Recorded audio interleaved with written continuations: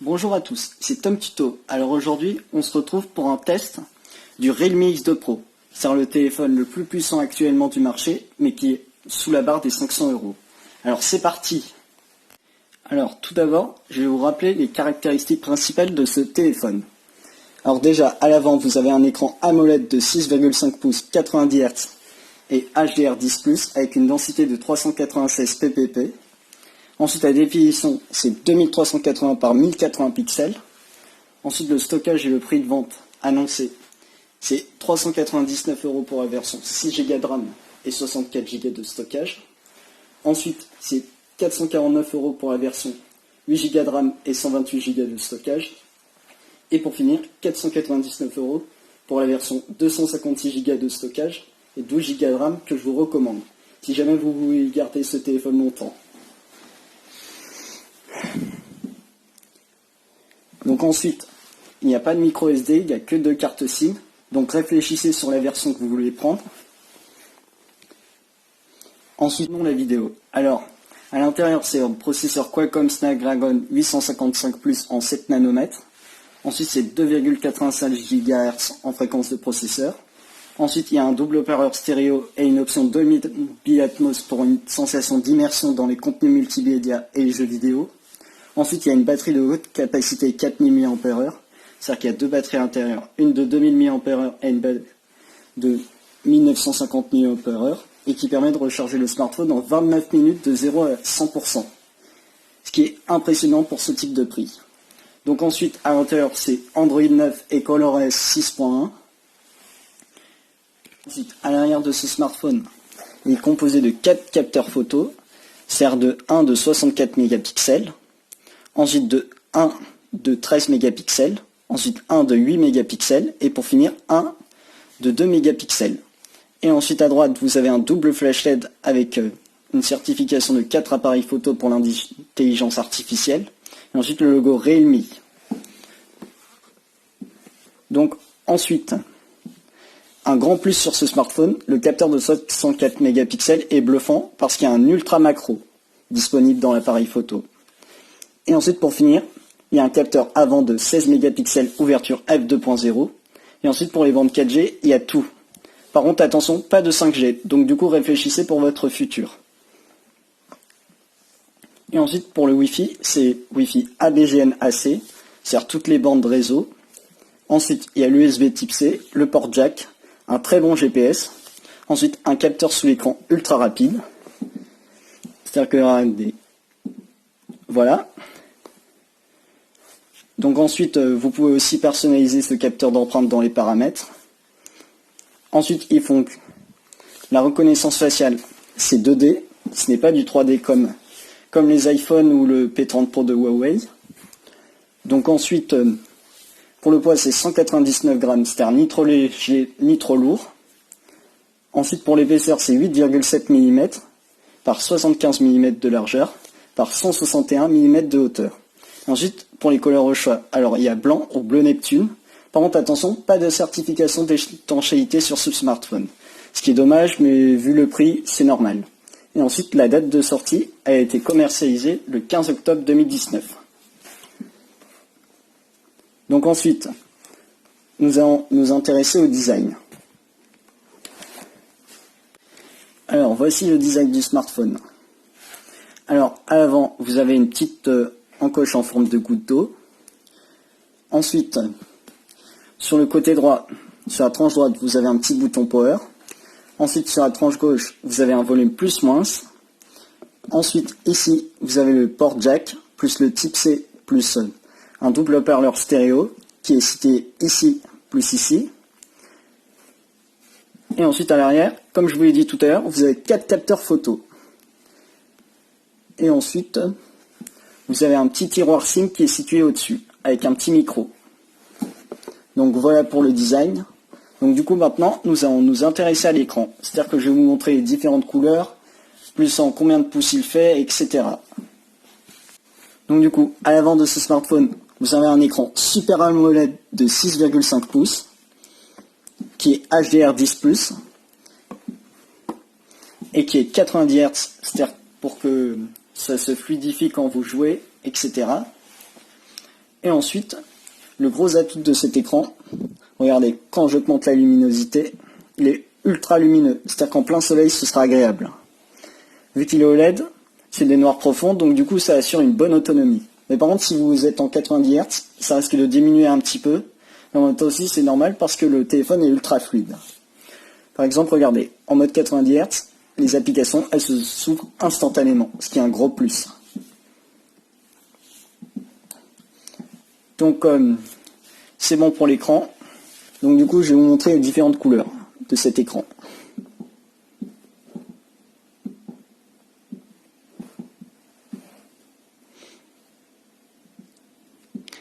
Regardez. Regardez. Vous avez vu, les couleurs, elles sont magnifiques sur ce smartphone.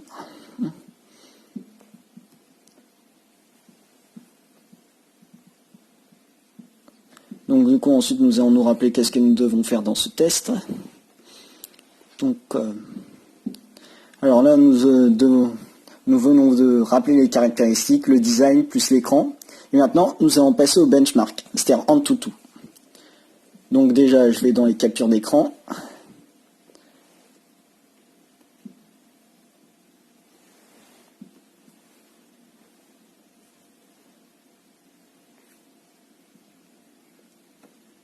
Voilà. Donc, vous avez le score devant vous qui est de 482 361. Je trouve que c'est un très bon score. Et en plus même, il dépasse largement le OnePlus 7 Pro, plus il dépasse tous les autres de gamme comme le P30 Pro de Huawei, plus tous les hauts de gamme de Samsung, etc. Mais par contre, le problème c'est qu'il est derrière le OnePlus 7T plus le ROG Phone 2 d'Asus. Donc en même temps aussi c'est normal parce qu'ils sont ultra puissants les autres. Même si le OnePlus 7T il est moins cher que le OnePlus 7 Pro. Donc ensuite nous allons passer à la suite. Alors donc du coup nous avons fait l'introduction, plus le design, plus l'écran, plus les benchmarks. Et ensuite maintenant le gaming. Donc du coup je vais vous faire quelques petites parties sur ce smartphone. Alors vous êtes prêts? Alors déjà je lance Railway Sync 3.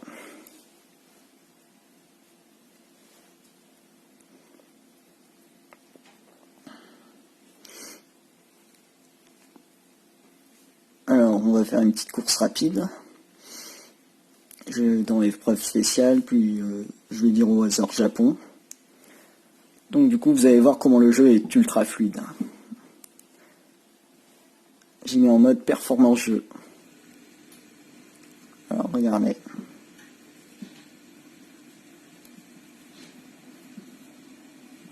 Vous avez vu, les graphismes ils sont bons, il est ultra fluide. On peut jouer avec plaisir sur ce téléphone. Et en plus l'avantage c'est qu'il a toute la surface avant. Puisque la surface avant est de 91,7%.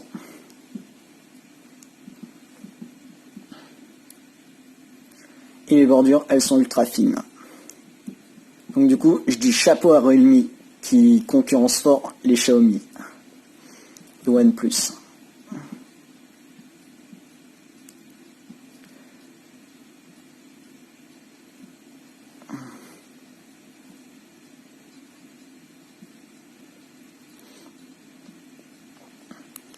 Donc du coup, vous avez vu, c'est un vrai plaisir de jouer sur ce smartphone.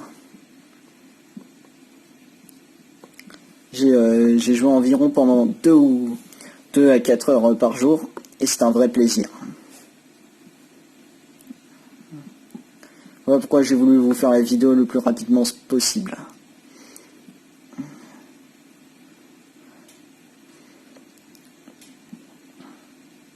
Je ne sais pas pourquoi, mais c'est la première fois que je fais des tests aussi complets, comme ça. Comme un autre youtubeur comme AliExpress, plus Esprit New Gun, tout ça.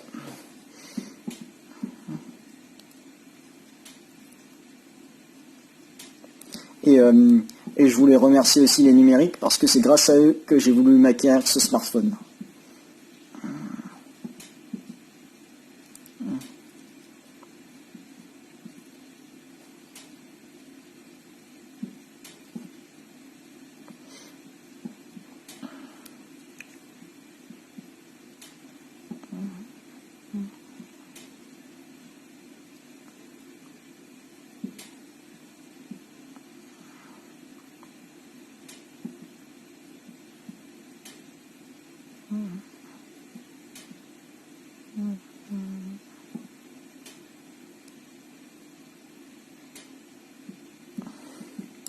Du coup, j'espère que vous vous régalez, même si vous ne jouez pas comme ça.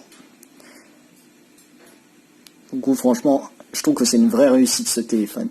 Donc du coup, maintenant, nous allons arrêter le gaming et nous allons passer à la suite. Donc du coup, le gaming c'est fait. Maintenant, nous allons passer au test de son. Vous allez voir, c'est le meilleur son du smartphone que j'ai vu. Parce que j'avais vu une vidéo de Esprit Nugen dessus, et ils disent que c'est le meilleur son du haut de gamme. Donc du coup, je vais vous mettre une petite musique. Donc du coup, je vais vous mettre Tease. C'est une musique sans droit d'auteur.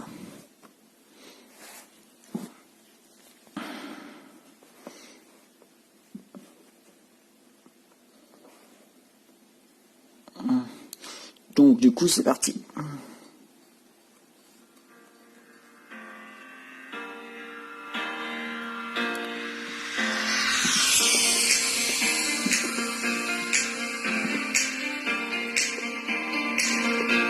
Vous avez vu, le son il est bluffant.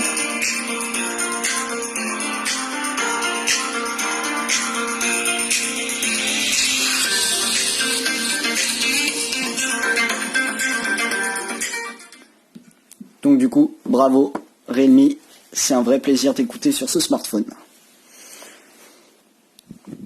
Et aussi, il y a un petit bémol au niveau de la prise jack. C'est un petit peu bof. Parce que il y a certains commentaires qui disent que la prise jack elle est bof. Mais de toute façon, vous pouvez vous acquérir un casque Bluetooth, c'est meilleur. Le son il est bluffant. Donc du coup, le son il est fait. Maintenant, nous allons passer au logiciel. C'est-à-dire sous quelle surcouche et Android il tourne. Donc du coup, je vais vous dire toutes les informations. Alors déjà, il tourne sur Android 9 Pie. Ensuite, il tourne sur ColorOS 6.1.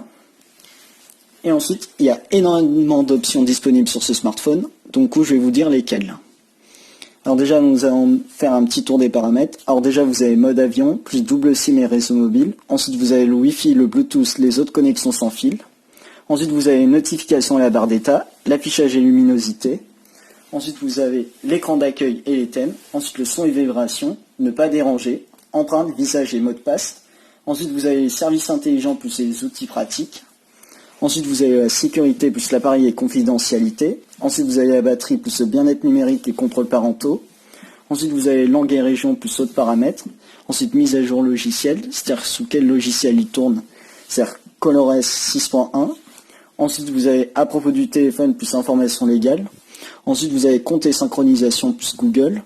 Ensuite, vous avez gestion des applications plus clonage d'app plus espace jeu plus écran divisé de l'app. Ensuite, vous avez application système plus Realme Lab. Donc du coup, les options qui sont dispo dans l'empreinte digitale. Alors déjà, je vais faire le mot de passe. Alors, il y a une option qui est très intéressante que j'ai trouvée, c'est les différents styles d'animation. Regardez. Par exemple, vous avez clair de lune. Quand je déverrouille le smartphone, regardez. Comme ça. Ou sinon, vous avez aussi les rayons. Comme ça. Ensuite, vous avez la gravité. Ensuite, vous avez le flash. Ou sinon, vous avez les nuages colorés.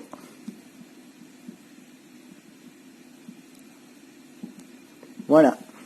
Donc du coup, ça c'est quand même une partie intéressante de l'empreinte digitale. Donc ensuite, dans l'affichage, vous pouvez activer le Always On Display. Ça, regardez, dès que je déverrouille, ça affiche le Always On Display. Mais par contre, attention, ça consomme un peu de batterie. C'est-à-dire que ça réduit 10% par heure. De toute façon, je désactive parce que ce n'est pas agréable.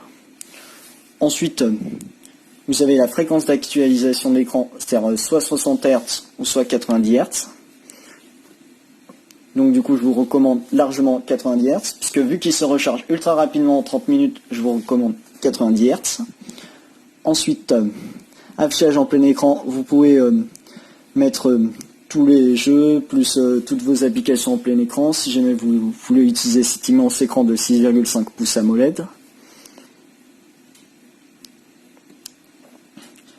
Ensuite, dans la sécurité, il y a différentes autorisations. Et ensuite, vous pouvez optimiser le smartphone pour que l'autonomie elle soit prolongée. Donc ensuite, à l'intérieur, vous avez tous les logiciels Google installés, puisque vu que c'est la version européenne. Ensuite, vous avez l'horloge, plus les différents outils pour pouvoir mieux l'utiliser, comme la météo, plus le chronomètre, plus le minuteur, tout ça. Ensuite, vous avez les paramètres, plus le gestionnaire de téléphone pour l'optimiser. Ensuite, vous avez le gestionnaire de fichiers. Ensuite, vous avez l'espace jeu. Ensuite, vous avez Facebook de préinstallé. Ou sinon, si jamais il y a des applications qui ne vous intéressent pas, eh ben, désinstallez-les. Parce que Realme comme Xiaomi, ils installent beaucoup d'applications à l'avance, avant d'envoyer aux consommateurs. Donc du coup, ça c'est bon. Et ensuite, à l'intérieur, vous avez aussi un centre de notification. C'est-à-dire que quand vous balayez du haut vers le bas, c'est-à-dire que vous avez les données mobiles, plus le Wi-Fi, plus la lampe torche, plus le Bluetooth, plus le mode avion, plus la rotation audio, plus le partage de connexion, plus silencieux. Et ensuite, vous avez toutes les notifications qui se trouvent ici. Et vous pouvez personnaliser à l'aide du petit bouton là. Donc du coup, ça c'est plutôt sympa qu'ils fournissent tous ce genre d'options. Donc du coup, ça c'est tout bon. Ensuite, nous allons nous intéresser à la qualité photo. Et ça, les capteurs arrière, c'est là que c'est le plus intéressant. Donc du coup, je vais aller dans la galerie et vous montrer toutes les photos que j'ai prises avec ce téléphone. Donc du coup aujourd'hui, je vous ai montré cette photo. Donc du coup le capteur 64 mégapixels, il fait largement le job. Ensuite vous avez un autre petit plat avec du rôti, plus de la purée, plus des asperges.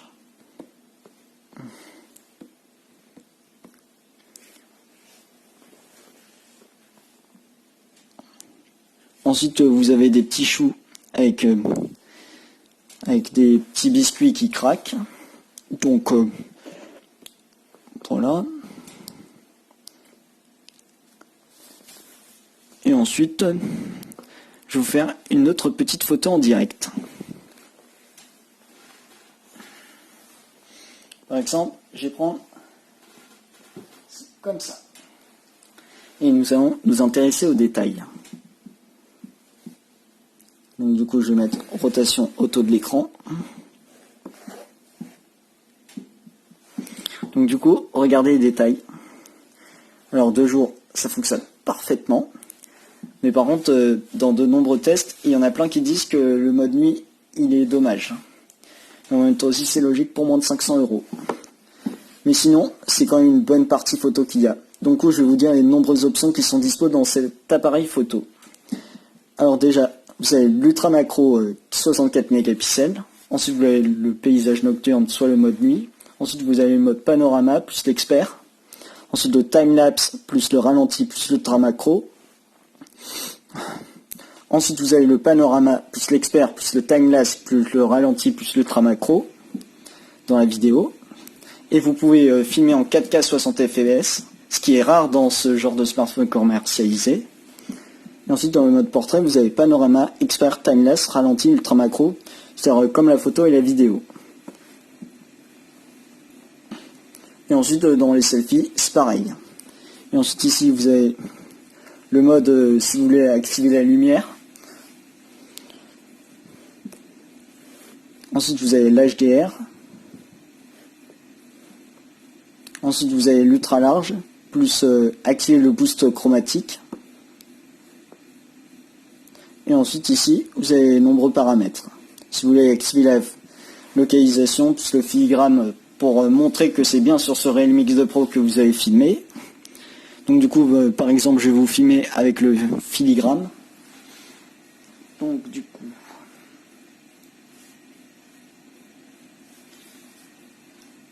Alors, par exemple comme ça. Et ensuite, regardez la photo. Regardez, c'est ici qu'il y a marqué 64 mégapixels quad caméra, Shot-on Realme X2 Pro. Donc du coup, ça c'est tout bon. Maintenant, sur quoi nous allons nous intéresser? Alors maintenant, la batterie et la charge. Donc du coup, dedans, comme je vous l'ai dit dans le déballage, plus rappeler les caractéristiques, dedans, vous avez une batterie de 4000 mAh de haute capacité. C'est-à-dire qu'il y en a deux. Alors déjà, une de 2000 mAh et ensuite une de 1950 mAh. Et ça permet de recharger le smartphone de 0 à 100% en 29 minutes. Ce qui est rare dans un smartphone. Donc du coup, par exemple, je vais vous montrer. Alors d'abord, quand je charge, vous allez voir.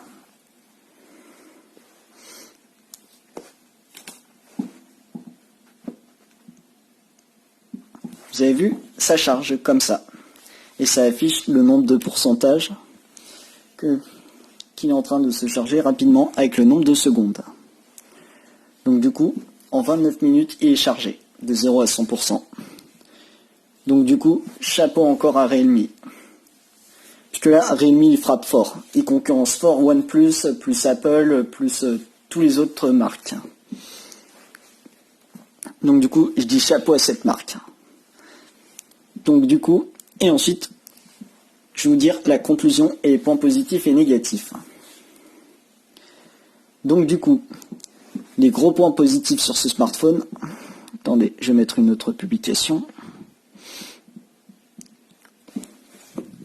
Alors, les points positifs. Alors déjà, la charge super rapide 50 watts en 29 minutes pour une batterie de 4000 mAh. Ensuite, le Snapdragon 855+. Ensuite, l'écran 90 Hz, plus le capteur d'empreinte sous l'écran très rapide. Ensuite, vous avez le NFC, plus le port jack, plus les Dolby Atmos, plus double parleur stéréo. Donc du coup, que dire? Vous avez tout. Mais par contre, le seul bémol de ce téléphone, vous n'avez pas de certification d'étanchéité. Plus la prise jack, quand vous écoutez avec un casque avec fil, c'est bof, le son. Mais sinon, c'est quand même une grande réussite ce smartphone. Voilà pourquoi je vous le recommande. Donc du coup, si vous avez des questions ou des commentaires sur ce smartphone, n'hésitez pas à aller en bas dans la description ou dans les commentaires pour me demander si j'avais loupé quelque chose. Mais sinon, je vous souhaite une excellente soirée et que j'espère que vous avez aimé ce test. Alors pour me soutenir, n'hésitez pas à vous abonner, liker, partager, commenter et retrouvez-moi dans une autre vidéo sur Tom Tuto. Alors à bientôt pour de prochaines vidéos. Et ciao ciao à tout le monde. Merci beaucoup d'avoir visionné.